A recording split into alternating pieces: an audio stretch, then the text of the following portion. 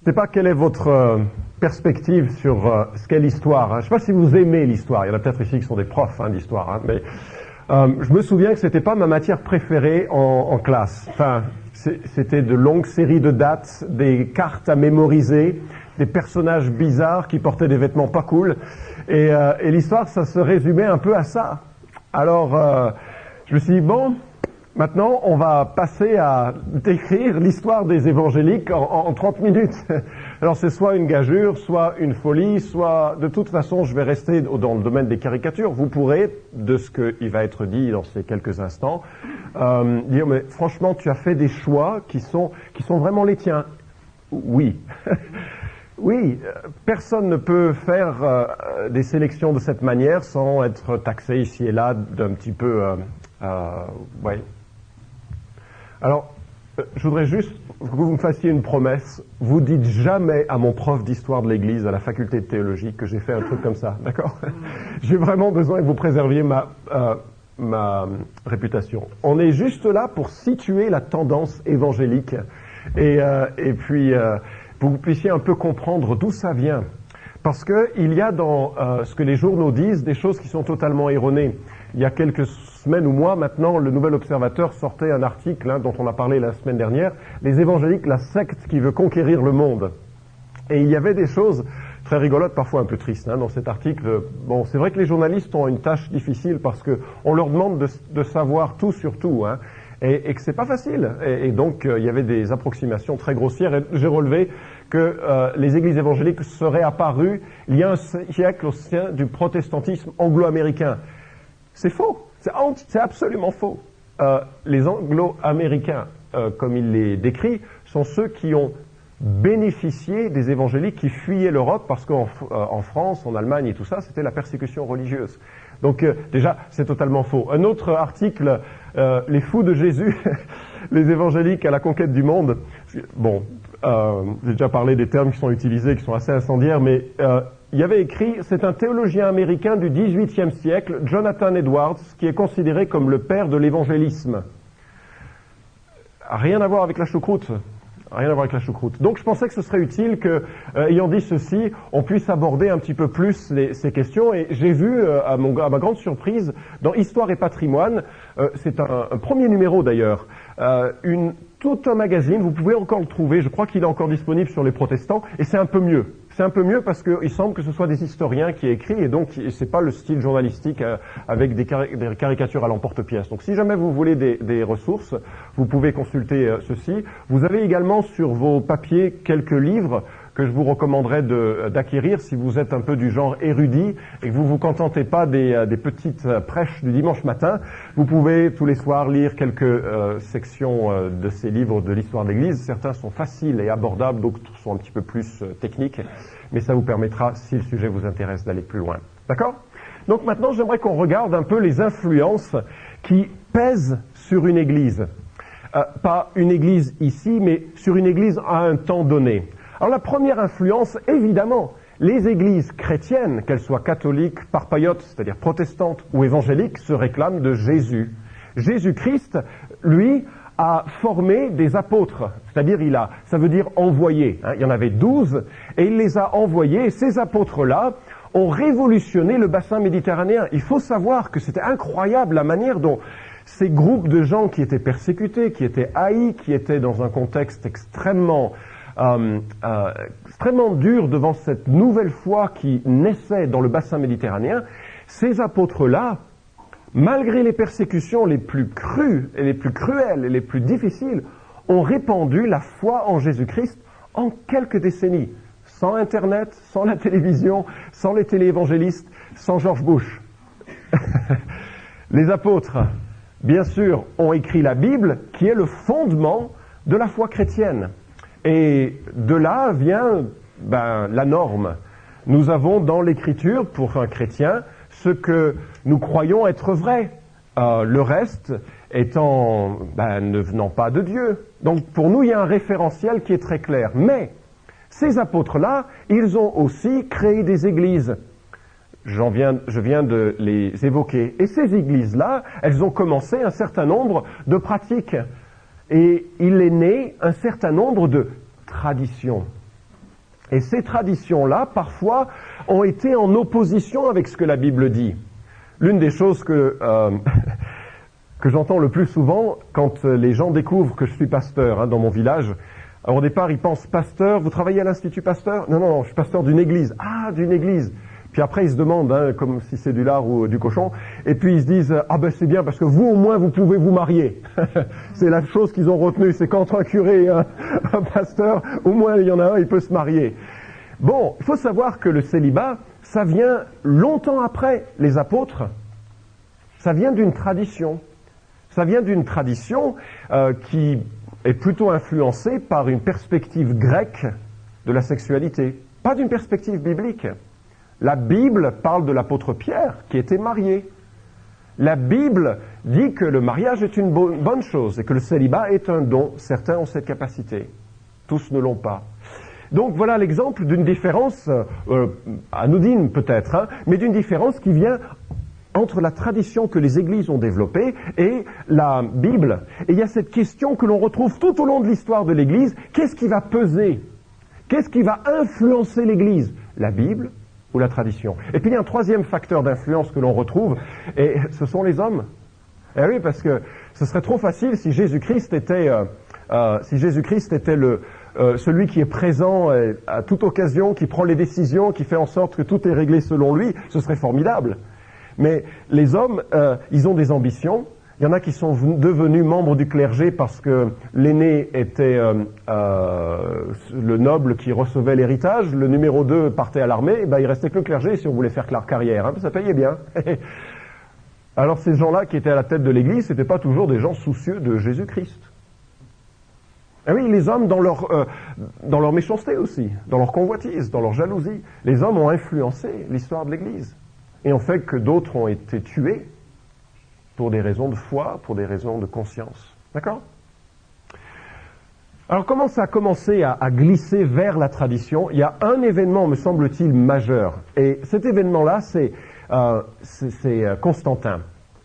Voyez-vous, au début, Jésus est crucifié. Les apôtres sont tués. Je crois qu'il n'y en a que deux ou trois parmi les apôtres qui ne sont pas morts de mort violente.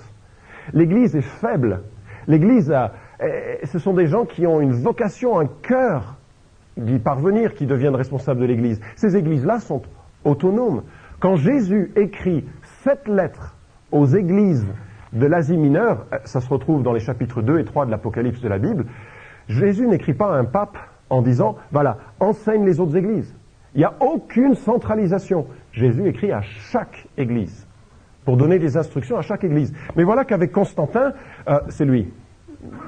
Constantin, c'est un empereur qui se serait converti au christianisme. C'est sûr qu'il s'est converti au christianisme, mais est-ce qu'il s'est converti de cœur? Ça, c'est moins sûr. On est au IVe siècle. Et lui, maintenant, il a envie de faire en sorte que l'Église soit presque la religion de l'État de l'Empire romain. C'était sympa, non? Parce que c'est vrai que quand on vous met dans une arène à vous faire dévorer par les lions, c'est pas très sympathique. Alors les gens, ils ont vraiment apprécié d'avoir un empereur qui enfin défendait le christianisme. Oui, mais le problème, c'est que lorsqu'il y avait des conflits dans les églises, parce que rien de nouveau sous le soleil, les hommes se battent souvent, et il y avait des conflits dans les églises. Qu'est-ce qu'il a fait? Il dit, c'est pas bien de ne pas vous entendre, les amis. Allez, venez à Rome, et nous allons discuter de ces choses. Et avec cela, qu'est-ce qui s'est passé? L'Église est devenue très, très proche de l'État. Très, très proche de l'État. Elle est devenue puissante. On faisait carrière dans l'Église, parce que c'était payé. Les responsables de l'Église étaient payés par l'État. Et soudainement est arrivé de plus en plus dans l'Église des gens qui n'étaient pas chrétiens, mais qui prenaient des positions au sein de l'Église.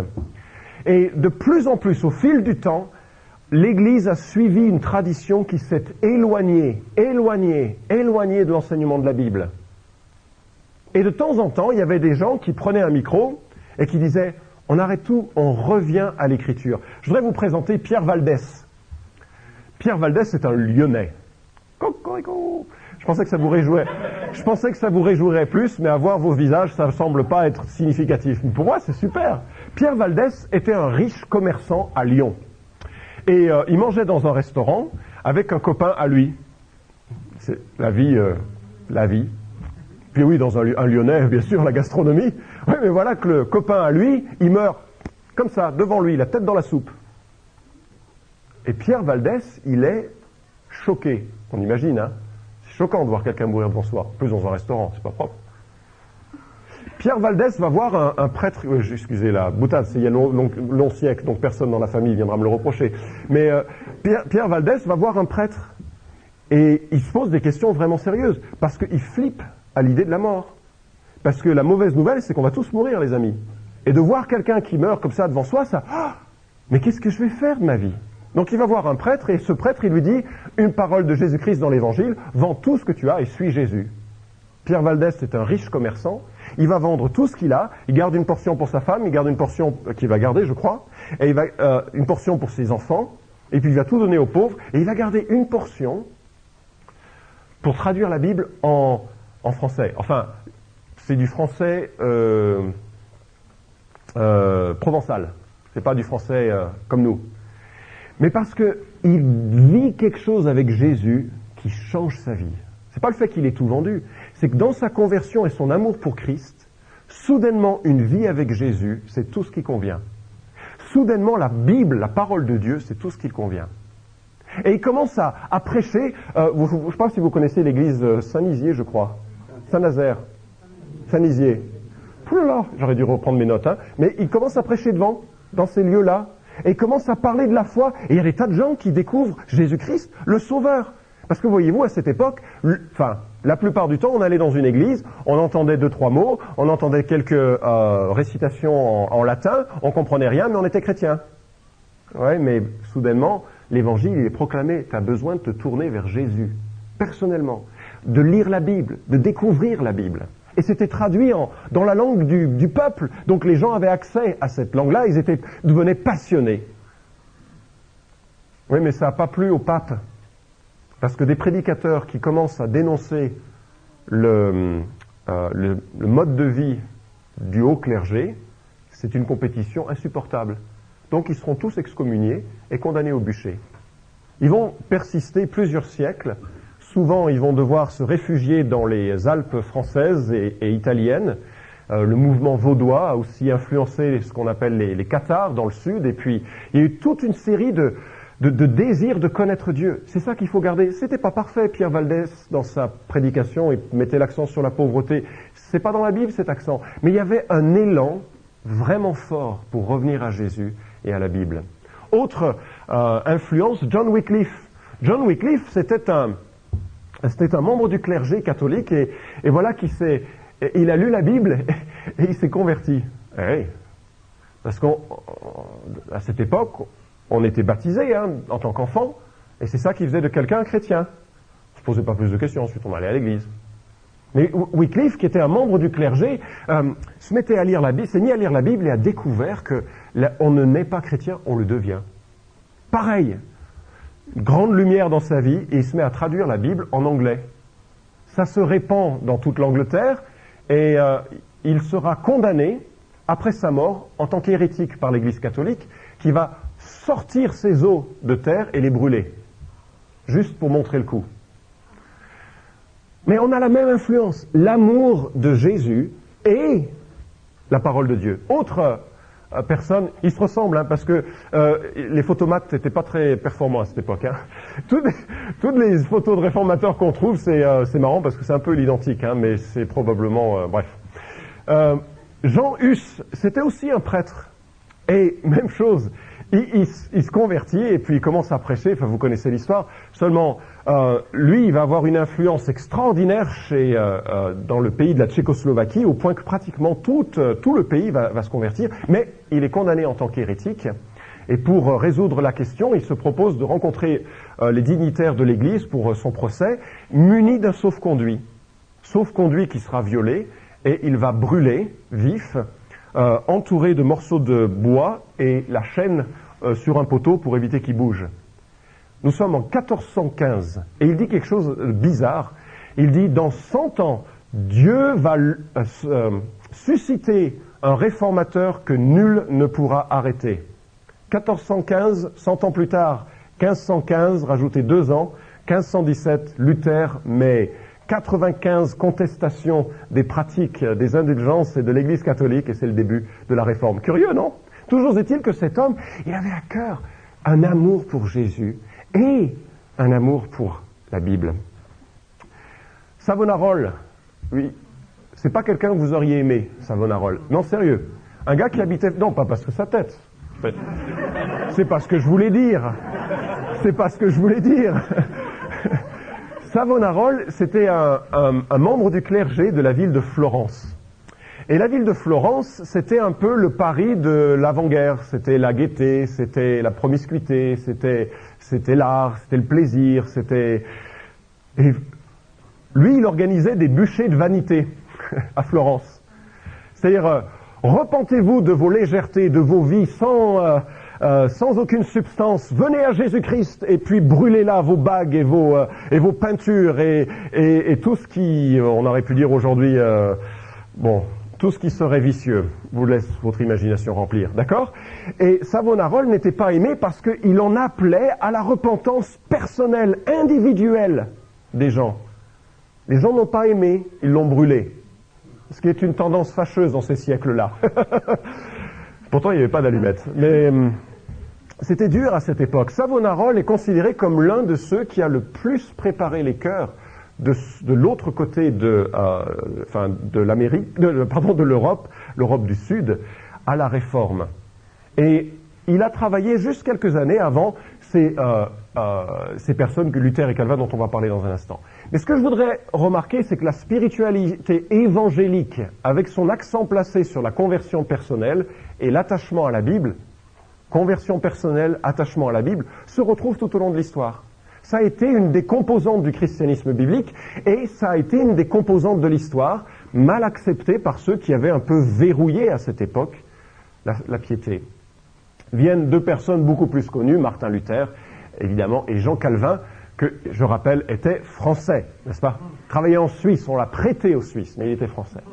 Et ils vont organiser une église qui s'appelle, l'un l'église luthérienne et l'autre l'église réformée, et ces églises avaient pour valeur, je l'ai montré la semaine dernière, mais c'est bien de le souligner de nouveau, elles avaient pour valeur, si on devait les contraster avec les autres formes de christianisme, elles avaient pour valeur, dans le domaine de l'autorité, de la médiation, c'est-à-dire de l'accès à Dieu et du salut, ces différences-là. Pour l'Église catholique, l'autorité, c'est la Bible et la tradition. La tradition, c'est-à-dire ce que le pape décrète du haut de sa chair, qui fait force de loi, qui fait vérité, et ce que les conciles décrètent. Bible plus tradition. Même chose avec l'Église orthodoxe, le pape excepté. Pour les protestants, c'était la Bible seule. Seule la Bible dit ce qui est vrai. Au niveau de la médiation, c'est-à-dire de l'intermédiaire, pour l'Église catholique, il y a un prêtre. On vient à Dieu par un véhicule qui fait la médiation, soit une icône pour les orthodoxes ou autre. Dans le christianisme biblique qui a été relevé par l'Église protestante, il n'y a que Christ qui est intermédiaire. Je ne peux pas vous accorder ou vous donner le pardon, même si j'aimerais parfois. J'aimerais l'accorder pour moi comme ça, pour vous, mais non, ça ne marche pas comme ça. C'est Christ. On est lié à Christ, notre Créateur. Christ seul. Et enfin, vis-à-vis du salut, le processus de salut, et je sais que je prends des raccourcis, mais si vous voulez consulter des documents plus officiels, le nouveau catéchisme de l'Église catholique vous donnera cette information. J'ai absolument rien contre les catholiques. Ce sont des amis qui parfois sont bien supérieurs moralement et dans leur gentillesse et à ce que je suis. Alors là, donc c'est pas une comparaison de gens, on parle d'idées, n'est-ce pas? On est bien d'accord là-dessus. Ce sont des idées dont on parle. Hein. Mais dans les conceptions qu'il y a, c'est par les sacrements, par les œuvres que l'on obtient le salut. La Bible dit, on est tellement pécheurs qu'il n'y a aucune œuvre qui peut compenser le mal qu'on a fait. C'est que par un don gratuit, la gratuité de la grâce, parce que Jésus a accompli, que l'on peut obtenir ce salut. Ça, c'est pour le protestantisme. Et puis, il est venu un mouvement qui était assez proche de ces réformateurs, qu'on a appelé les anabaptistes. Alors, vous sortez ça dans une conversation, ça vous place tout de suite au-dessus, d'accord? Les anabaptistes, ça veut littéralement dire deuxième baptême. Pourquoi? Parce qu'eux, ils disaient, dans la Bible, on a en instruction et en exemple que des baptêmes de gens qui croient. Pas de nourrissons, que des gens qui croient personnellement. Donc, ils refusaient le baptême des enfants et ils baptisaient ceux qui s'étaient tournés vers Jésus-Christ. Seulement, c'était une offense, à la fois pour l'Église réformée et à la fois pour l'Église catholique. Donc, ils se faisaient taper dessus par les protestants, ils se faisaient taper dessus par les catholiques, et c'est probablement l'une des premières exterminations religieuses de l'histoire. Parce que c'est uniquement à cause de leur foi, ils sont morts par dizaines de milliers, de façon presque anonyme. Il y a très peu d'études consacrées à leur existence, études historiques je parle. Anabaptiste, ça méritait la mort, tout de suite. T'es un anabaptiste, tu meurs. Deuxièmement, c'est un terme troisièmement, pardon, c'est souvent un terme fourre-tout parce que il y avait parmi les gens qui se réclamaient du mouvement anabaptiste des rebelles politiques qui ont commis des choses qui n'étaient pas très correctes. Strasbourg, Münster et tout ça ont été les témoins de ces lieux-là. Donc c'était parfois un terme fourre-tout. Mais dans l'aspect spirituel, il y avait l'accent placé sur le pacifisme et la liberté de conscience. Et deuxièmement, conversion et baptême. Ce sont les premiers qui ont conçu que la foi était une question de conscience personnelle. Enfin, les premiers, depuis la Bible, parce que la Bible le déclare. Mais à cette époque-là, par exemple en Allemagne, l'Allemagne était divisée en principautés catholiques, tous ceux qui naissaient étaient donc catholiques, et en principautés protestantes, tous ceux qui naissaient étaient protestants. Il n'y avait pas le choix. C'était l'État qui donnait la foi, pas avec la conception des anabaptistes. Et il faut noter deux personnages assez intéressants. Le premier, c'est Simon Ménot, qui nous a donné les cours d'histoire. Ménonites, effectivement, les Ménonites sont les plus célèbres des anabaptistes. Et voilà un paysan qui s'est converti en lisant la Bible. Je crois qu'il est passé par la prêtrise, il est devenu d'abord prêtre, et puis en lisant la Bible, il a vu qu'il y avait un problème avec ce qu'on appelle la transsubstantiation, l'idée que le vin devient le sang. Il dit non, le vin, dans la Bible, il reste le vin. Le pain, il ne devient pas corps, il reste le pain, c'est un morceau de pain. Hein, vous voyez quand Jésus a donné du pain et du vin pour célébrer la scène. Et donc ça l'a fait réfléchir, il a continué à lire la Bible, il s'est converti, puis il a vu que le baptême c'était que pour des croyants, et donc il s'est fait baptiser avec sa femme, il s'est marié un peu plus tard, mais il s'est fait baptiser et il a commencé à prêcher.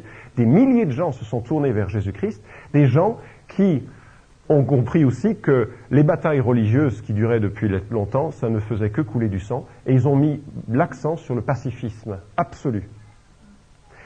L'un d'entre eux d'ailleurs est connu, l'image est belle, pour s'être échappé d'une prison de Hollande, et à sa sortie, lui qui avait été emprisonné pendant longtemps n'avait plus le même poids, n'est-ce pas? Il avait maigri beaucoup, et il est pu sortir de la prison. Il a traversé la rivière qui était gelée, et derrière lui, il y avait un garde qui était bon vivant et bien portant, et qui est tombé dans l'eau glacée, et qui ne savait pas nager. Alors il l'a appelé à l'aide. Et ce chrétien, Dirk Willems, s'est retourné, l'a sorti de l'eau, lui a sauvé la vie, et le garde reconnaissant l'a emprisonné, il s'est fait brûler. Des histoires comme ça, c'est de l'histoire du christianisme, avec cette compétition sur le contrôle des pensées terrible, terrible. Et ce qu'ont apporté les anabaptistes, c'est qu'ils ont gardé la Bible seule, le Christ seul, la grâce seule, mais ils ont apporté trois autres choses à ces éléments essentiels. La notion de conversion personnelle. Vous ne naissez pas chrétien même dans une église évangélique, même dans une église catholique, même dans une église protestante. Il faut venir personnellement à Jésus-Christ. Le baptême a lieu en tant que croyant, comme expression de la foi, et enfin, chaque église, chaque assemblée est autonome. Elle est responsable devant Dieu de vivre une vie qui honore Dieu. Voilà un peu pour les influences qui ont donné les valeurs de ces mouvements religieux. Et comme il y a autonomie des églises, vous imaginez, je redis, vous imaginez bien qu'avec autonomie, il y a aussi diversité. Et il y a une diversité qui vient de l'histoire. Par exemple, on parle des baptistes. C'est John Smith, au XVIIe siècle, qui était un pasteur de tendance puritaine. Quand on parle des puritains de la Grande-Bretagne, ça veut dire des gens qui voulaient mettre en avant la pureté de l'évangile et d'une vie selon Jésus. D'accord? C'est pas les puritains dans notre sens actuel. Hein, ça n'a rien à voir. C'est des gens qui voulaient vivre proche de Jésus et de façon morale. Et les baptistes ont commencé à être organisés à partir du XVIIe siècle, le plus célèbre étant Spurgeon, et ça c'est en Angleterre. Il y a aussi un homme tel que Alexander Mack, je pourrais en citer des centaines, hein, mais celui-là il est très important pour notre Église. Alexander Mack, 1708, il a développé sa foi au sein d'une Église réformée, puis est venu à croire les valeurs des anabaptistes, et il a fondé le mouvement des Églises évangéliques des frères dont nous faisons partie ici. D'ailleurs, petite anecdote, la semaine prochaine, nous célébrerons l'événement historique qui changera l'histoire de France. Nous nous sommes constitués il y a 15 ans en tant qu'assemblée générale, en tant qu'association. C'est une blague, mais bon. Bref, je redis, Alexander Mack se convertit, embrasse les idées anabaptistes, commence à prêcher le long du Rhin.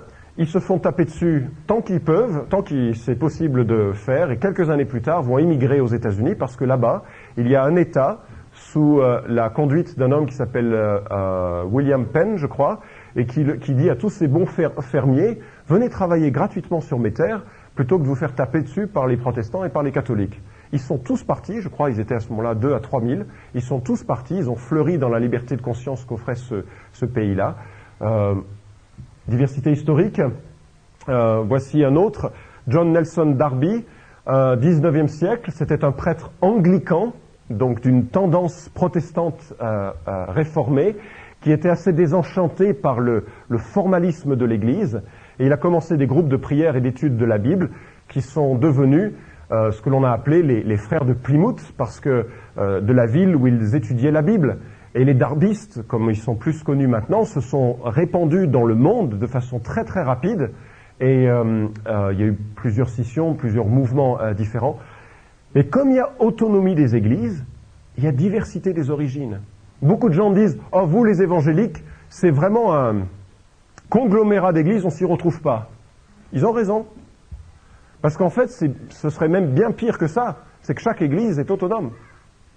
Donc les noms reflètent des origines historiques différentes, parfois des tendances différentes, parce qu'il y a des diversités théologiques. Voici William Booth, 19e siècle, un prédicateur des rues, protecteur des pauvres, qui fonde l'armée du salut. Mais c'est un homme qui prêchait l'évangile. C'est un homme qui prêchait l'évangile en donnant à manger, avec un accent social très très très fort, mais une prédication très claire de l'évangile. Sa théologie était très limitée au fait de prêcher l'évangile et de prendre soin les uns des autres et de prier. Il n'a pas vraiment formé des églises. Autre tendance très différente, Seymour et Parham, en 1905, recherchent le parler en langue et tout ce qui est des spiritualités un petit peu exaltées, et ils fondent le pentecôtisme. Ça date du début du siècle. Donc diversité théologique qui viennent justement de ces hommes avec leurs aspirations, leurs compréhensions et parfois leurs erreurs ou parfois leurs tâtonnements.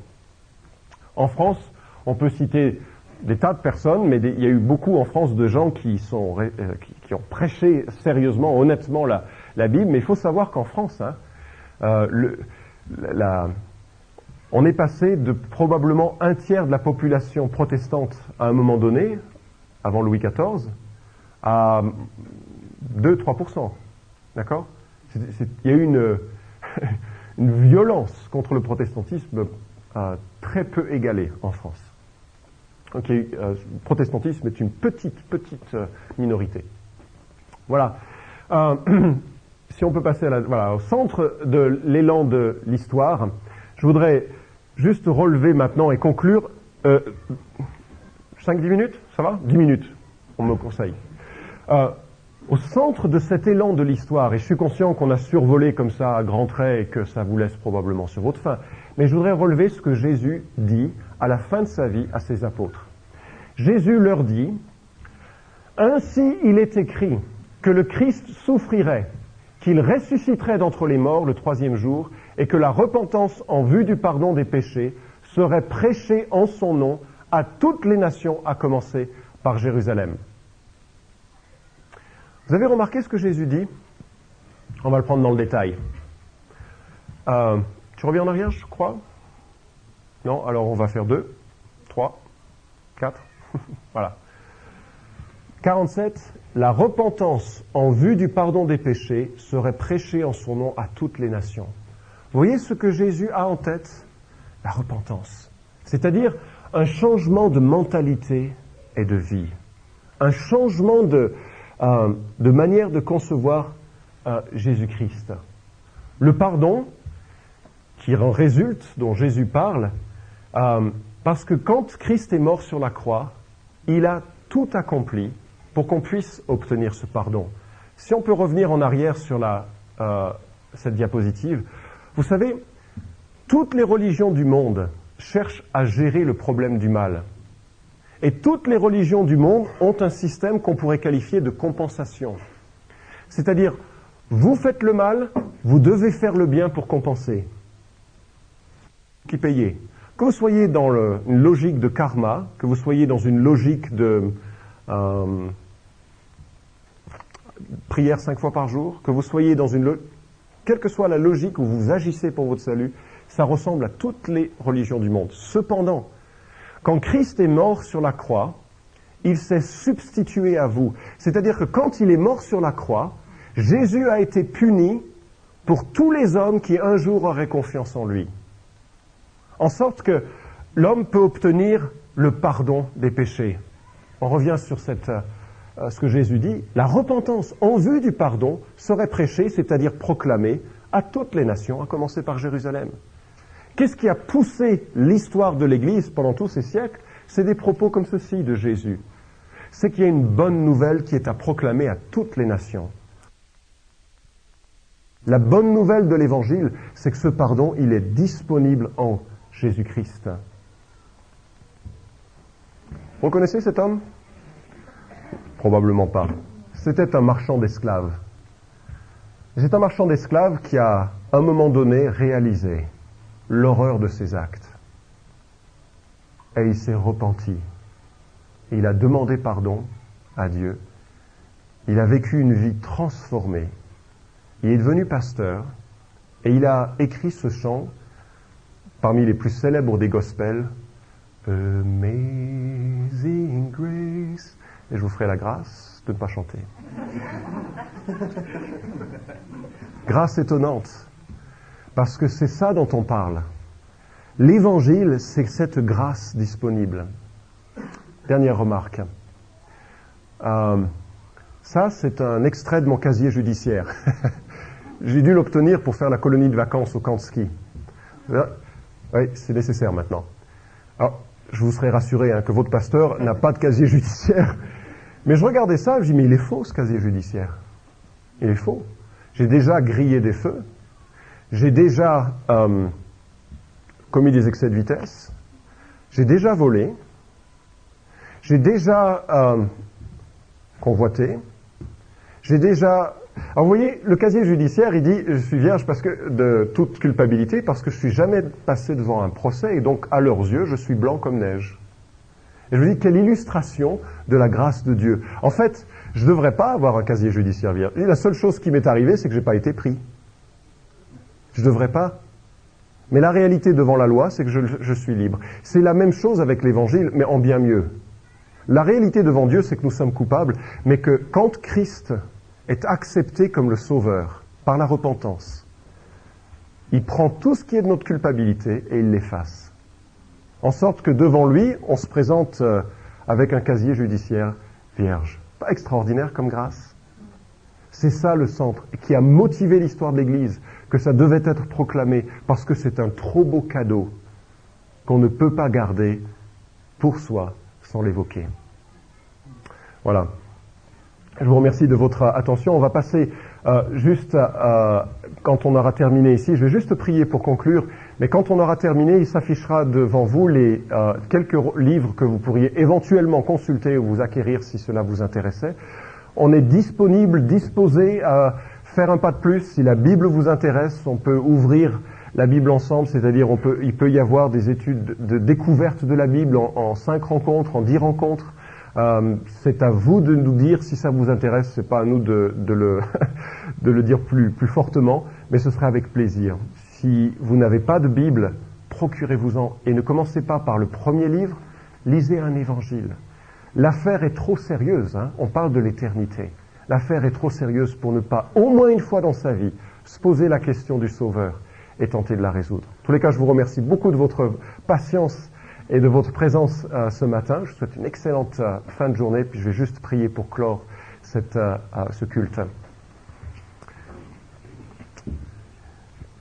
Seigneur mon Dieu, des hommes et des femmes sont morts pour leur foi, et parfois ça peut sembler vain ou inutile, mais c'est parce que ce message qui avait enflammé leur vie ne pouvait pas être éteint, ni par la persécution, ni par les menaces, parce que c'est un beau, un vrai message. Merci Seigneur de cet évangile qui nous donne la possibilité d'être saints devant toi, et c'est vraiment par la grâce, parce qu'on n'a rien en nous qui mérite une telle grâce.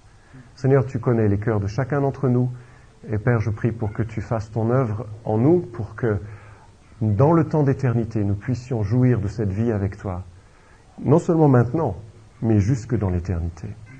Au nom de Jésus. Amen.